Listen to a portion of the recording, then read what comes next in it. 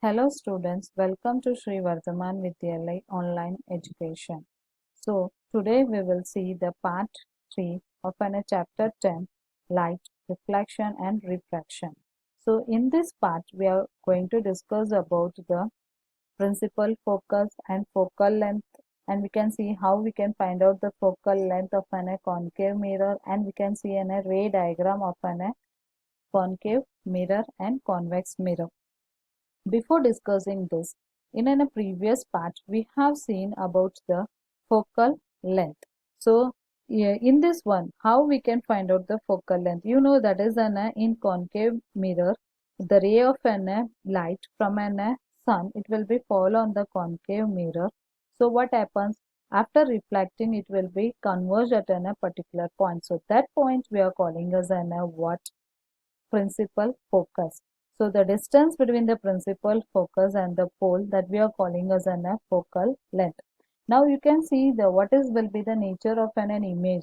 So the nature of an image in the concave mirror, it will be a real, inverted and a point sized image. So you can see that what happens, the ray from a sun, it will be converging and at a particular point. So that we are calling as a principal focus. So this point we are calling as a what?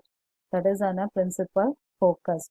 So now we can see that we can see the diagram. So here a ray of a light, that is a parallel to the principal axis, falling on a concave mirror. After reflecting, it will be converged at a particular point. So that point we are calling as a what? Principal focus. Same thing in a convex mirror. A ray of a light parallel to the principal axis, it will be fall on the convex mirror. What happens? It will be diverged. So after diverging, what happens? They will be appearing, they are forced to come at a particular point, and that point we are calling as an what? Principal focus of a convex mirror. Okay, now you can see this is an pole. So the distance between the pole and a principal focus we are calling as a focal length. Here in a convex mirror, the principal focus will be behind that one. So what will be the focal length? So the focal length will be, this is the pole and this is the principal focus. So the distance between the pole and the principal focus will give the focal length, and it will be denoted by the letter F. So now we can see the definition. So we seen that the number of rays parallel to the principal axis are falling on a concave mirror. If we now observe that the reflecting rays, we seen that they are all intersecting at the point F on the principal axis of the mirror. So this point is called the principal focus of the concave mirror.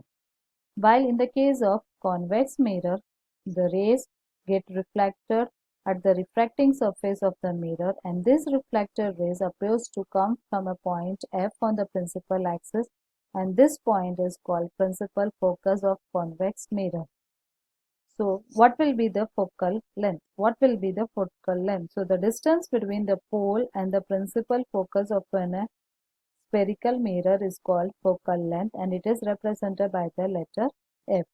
So this will be the definition for the principal focus and focal length.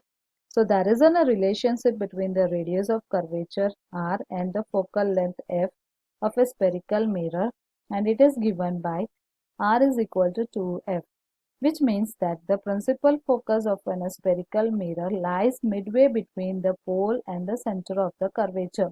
You can see in the diagram where the principal focus is located. So the principal focus will be located between a pole and the center of the curvature. So it will be the lies midway between the pole and the center of the curvature. Here it is, you can see this is a pole and this is the center of the curvature. So the principal focus will be lie between the pole and the center of the curvature. Next, we are going to see how to determine the focal length of a given concave mirror. So the material required, that is a concave mirror, measuring scale, screen, mirror holder and mirror stand. Procedure: select a distance object from a laboratory window that the distance should be more than 50 feet. Fix the concave mirror on the mirror stand and placed on the table facing the distance object. Okay, think that you are in a lab. Now you are going to do the practical to find out a focal length of a given concave mirror. So from a window, you will get a distance object. Okay. So that distance object from a laboratory window, you have to find out the image of that one. So first fix a concave mirror on the mirror stand and placed on this table facing that distance object. Now place the screen in front of the reflecting surface of the mirror. So you have to place the screen in front of the reflecting surface of the mirror. So now move the screen back and front until you will get a sharp and clear image of the distance object obtained on the screen. Now measure the distance between the concave mirror and the screen with a meter scale. This distance will be the focal length of a given concave mirror.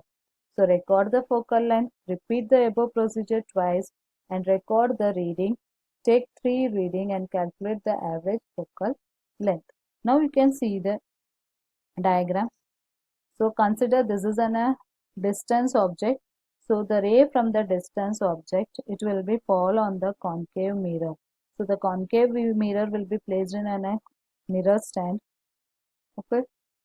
Now this is on a screen. So the screen will be placed in front of a reflecting surface.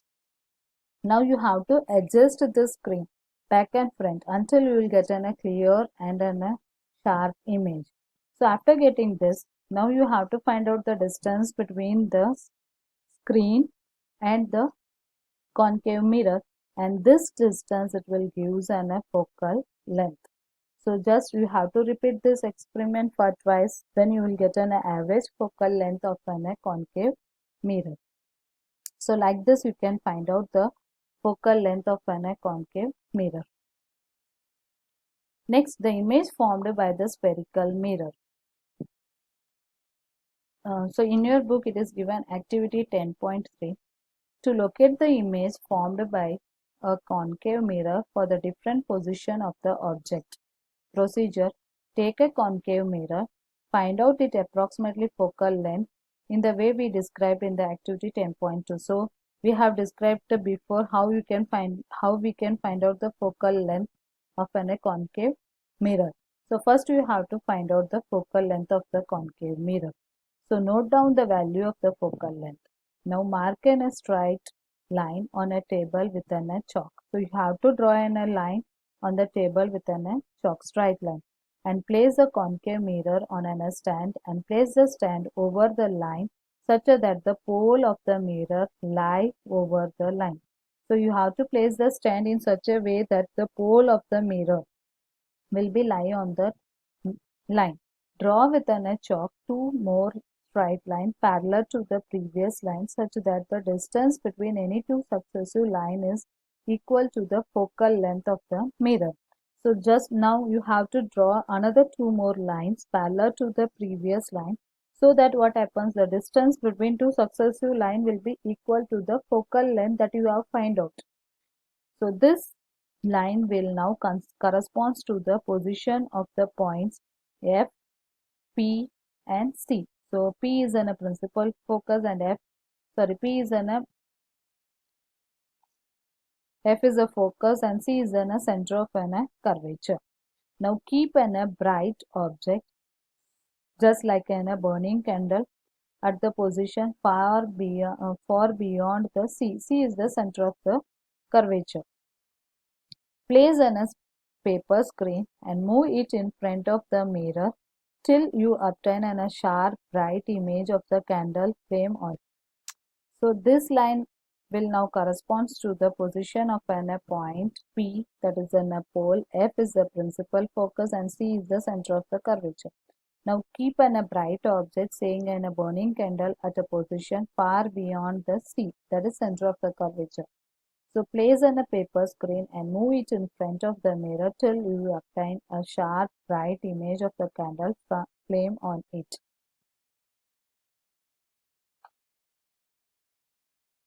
Observe the image carefully. Note down its nature, position and relative size with respect to the object's size.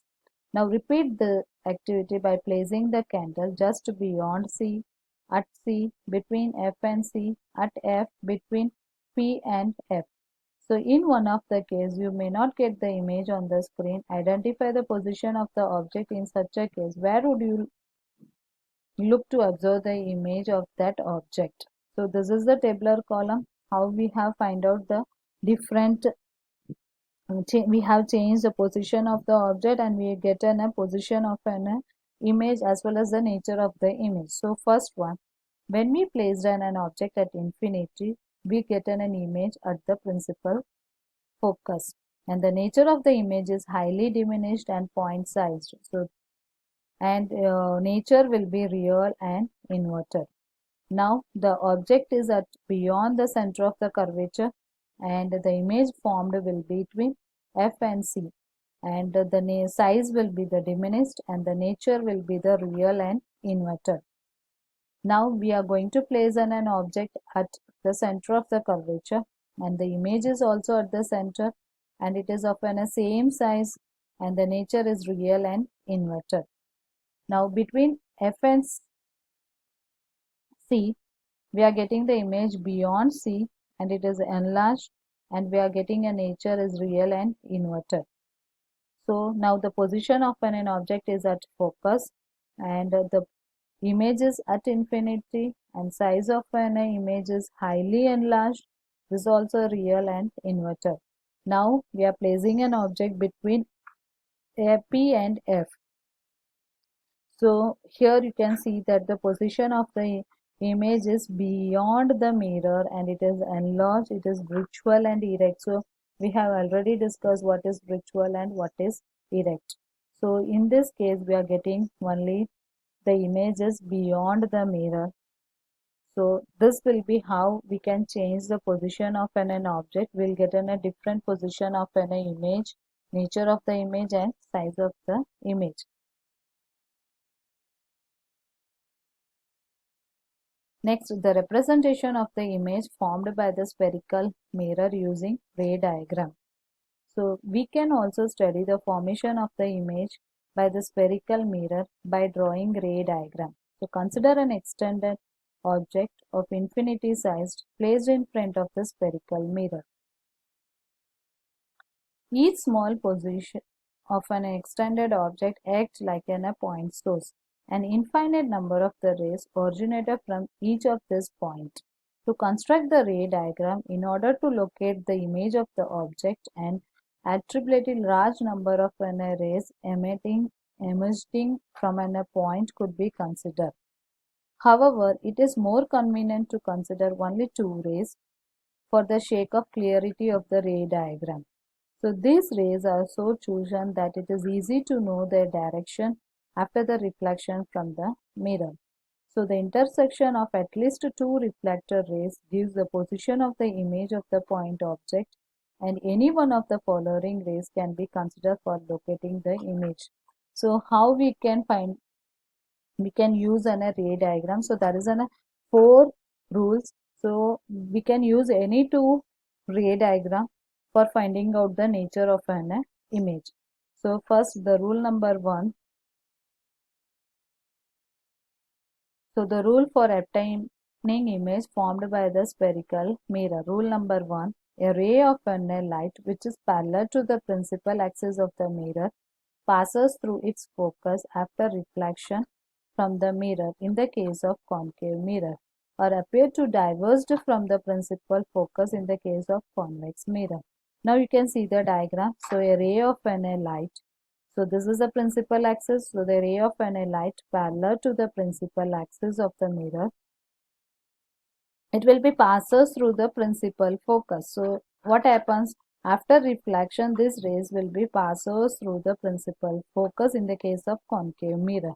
But in a convex mirror, that is the ray diverged from the principal focus. So this ray will be diverging from the principal focus. So this is the rule one. When we are drawing a parallel rays through the principal axis, these rays must pass us through the principal focus. So this is the rule number one. Next, rule number two. A ray of light passing through the center of the curvature of a concave mirror or directed in the direction of center of the curvature of concave mirror is reflected back along the same path. So in this rule, so in this diagram, you can see that a ray of light passing through the center of the curvature of concave mirror, or in the case of a convex mirror, what happens? The ray will be reflected back along a same path. So when a ray will be passing through this point C, what happens? The ray will be reflected back on the same path. So you can see in the concave mirror, so a ray passing through the center, what happens after reflecting? It will be back along the same path. You can see in a convex mirror. So the ray will be passing through the center of the curvature. It will be reflected back along the same path. So this happens because the incident ray fall on the mirror along the normal to the reflecting surface. Why this will be happens? Because the incident ray that will be fall on the mirror along the normal to the reflecting surface. Next, rule number 3. So, a ray passing through the principal focus of the concave mirror, or an ray which is directed toward the principal focus of the convex mirror, they become parallel to the principal axis after reflection. So this this rule will be opposite to the rule 1. So in rule 1 we have seen that is an array parallel to the principal axis. What happens after reflecting? It will be passes through the principal focus. Here a ray which is passing through the principal focus. You can see that is an array is passing through the principal focus of a concave mirror. After reflected, what happens? It will be parallel to the principal axis. So this will be the opposite to the rule number 1. So in a rule 3, you can see that is a ray which is passes through the principal focus. What happens? It will be reflected back after it will be parallel to the principal axis. So this is the rule number 3.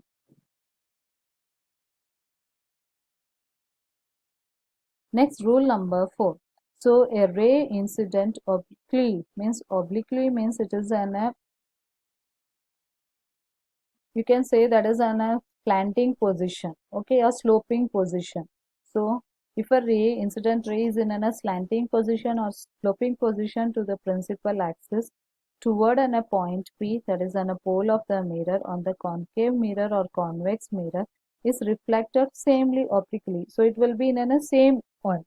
So in this situation, the incident ray and the reflector ray follows the law of reflections at a point of incidence. So what happens? The incident ray and as well as the reflected rays are equal to each other. Okay, so you can see that is this is the incident ray. So it will be to the towards a point, that is it will be ray will be fall on the point P, so it will be reflected back. You can see that is an angle. Incident ray and reflected rays will be in a same. So the slanting position of the incident ray will get in a same directions after a slanting position of this. Here it is also you can see that is an ray obliquely to the principal axis. So this is an principal axis, that is an sloping position of principal axis toward the pole. So it will be reflected back at a same position with an equal angle with a principal axis. So these are the 4 rules. So now you have to draw this ray diagram of a rule number 1 to 4 in your notebook, and it is very important. Why? Because after that you can draw the diagram for the different position of the object. We will get an image that we have discussed. So in the next part, we can see the ray diagram of a concave mirror as well as a convex mirror. For changing the different position of an object, we'll get a different position of an image. So this will be clear for you about the rule number 1, 2, 3 and 4. So we will use only 2 rules to find out an position of an image. We can use any 2 rules in this one. Okay, thank you. We will meet in the next session of this chapter.